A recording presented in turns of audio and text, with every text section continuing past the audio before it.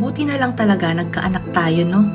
Mahirap pero kung iisipin mo, sobrang blessed pala natin. Kasi mula nung naging magulang tayo, parang mas nagkaroon ng direksyon yung buhay natin. Mahirap sa part na may responsibilities na tayo. Kung paano mo bibigyan ng magandang future tong batang to, kung paano mo ihahandle yung iba't ibang stage ng buhay nyo na magkasama.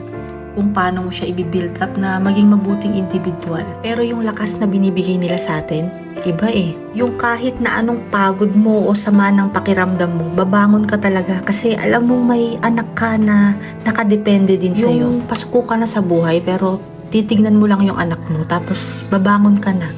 Lalaban ka na ulit. Yung mga bagay nga dati na hindi natin nagagawa, na akala natin hindi natin kaya. Magugulat ka na lang nagagawa na natin nung nagkaanak tayo. Wala na yung hiya-hiya, wala na yung pride-pride. Basta para sa mga anak. Kasi wala naman na sa atin yung sentro ng buhay natin eh.